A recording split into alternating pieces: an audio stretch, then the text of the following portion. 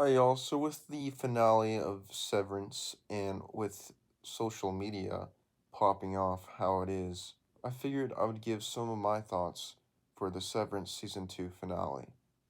Now, first off, to preface, I have only just recently become a Severance fan, so I'm not an OG by any means, but I did really enjoy the first season.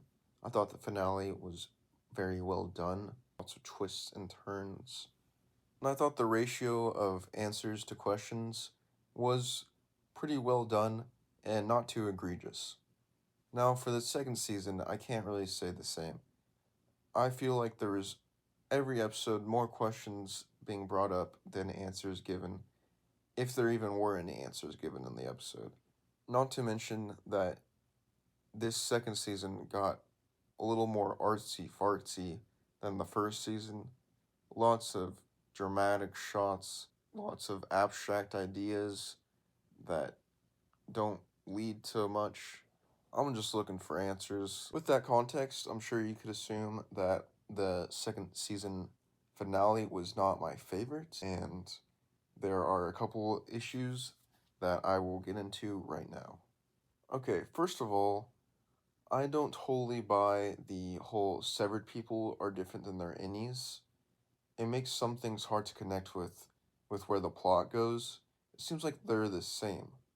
Also, the plot of Innie's and Innie Mark not wanting Lumen to go down. Also becomes a vlogger in the last episode.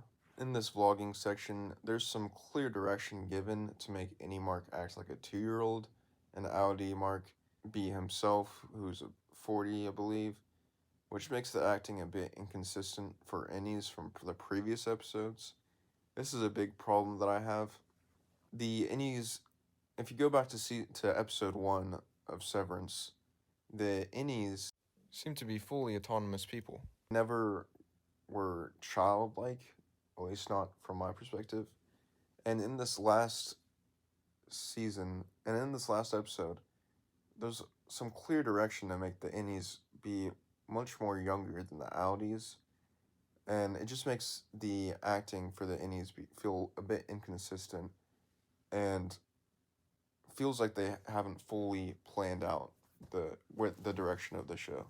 This brings me into my next topic, which is that the show overall feels not focused. It feels like they're kind of just going along, seeing what works, seeing what doesn't, and kind of figuring out as they go.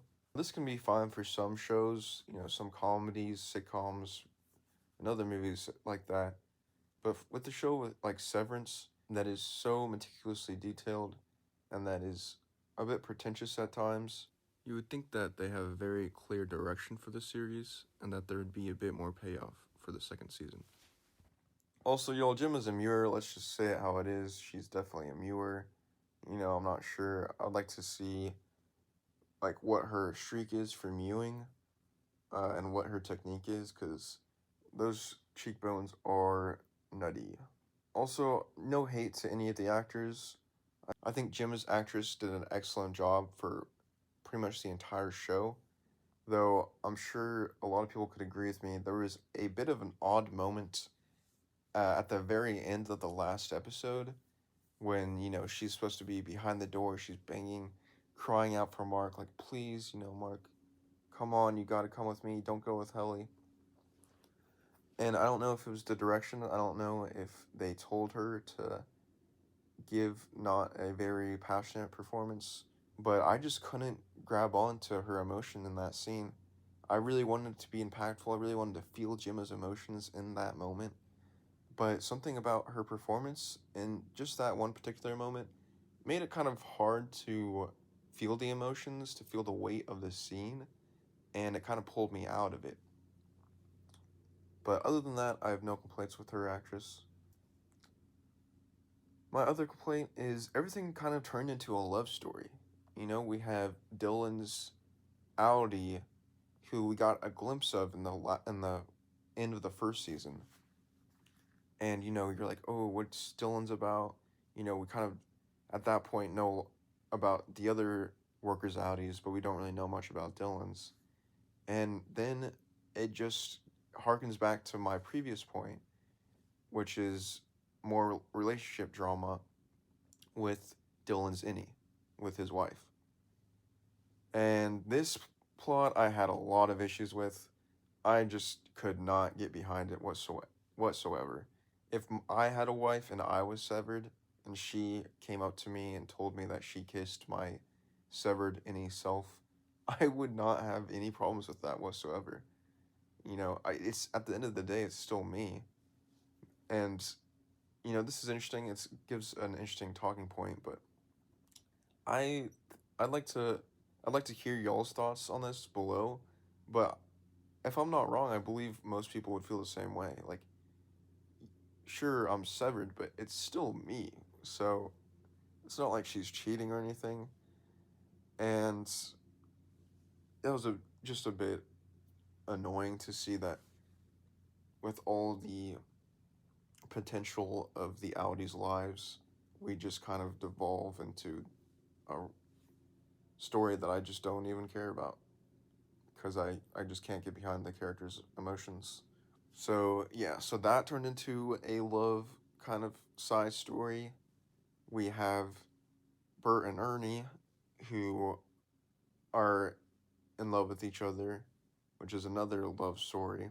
We have Mark and Helly, and now we have Gemma, who in the first season didn't really have much of anything to do, and now all of a sudden she's the main catalyst for the entire second season. So, all this to say, the whole story of the show, the three main characters all have love stories that are now the main focus point of the show. Now, when I started this show, I was extremely interested in the plot, and now it's become a bit of a generic story of just people wanting to find love, which isn't terrible, but that's not why I joined the show, you know. And now all of the main characters are in a romance show, so that was a little bit disappointing to see. My next point, you know, it's really disheartening to see where the show has gone from season one to season two. I really just want to get to the answers. Who is Lumen? What's the company? Things like that. The board. I want to see more characters.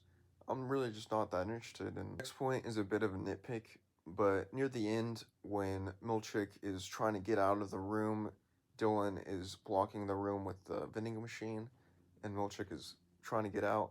Once she finally does, we see Dylan say a big "fuck you" to Milchick. And after just seeing him get abused by his superiors and sharing a heart to heart with Mark, it really doesn't work for me. This scene asks for you to support Dylan in this emotion, and after seeing a lot of characterization for Milchick, which is a character that I already kind of enjoyed, seeing this just didn't work for me at all. I can see maybe in previous episodes getting behind the FU, like when he low key tortured Helly to apologize for days within that little torture chamber thing. I could see maybe being behind that FU because, yes, I did not like Milchick in those moments. But with all the characterization in season two and having just seen him getting abused by his terrible superiors and having a sweet heart to heart with Mark, it just did not work for me whatsoever. It was almost painful to hear Dylan say that. It just felt really out of left field and not appropriate. Overall, I wish there was more character development. There's a lot of clues given, but by the end, you're felt wondering what actually happened. And usually I have more questions than answers. While the first season felt very focused, aside from the PD plotline, which after 2 seasons has led to absolutely nothing, this season felt like a whole bunch of PD plotlines without really answering any of the questions we had from the first season, or even answering any of the questions it raised in the second season. At first, I thought the show was a bit stylized for my taste, though the plot was so intriguing I just had to keep watching.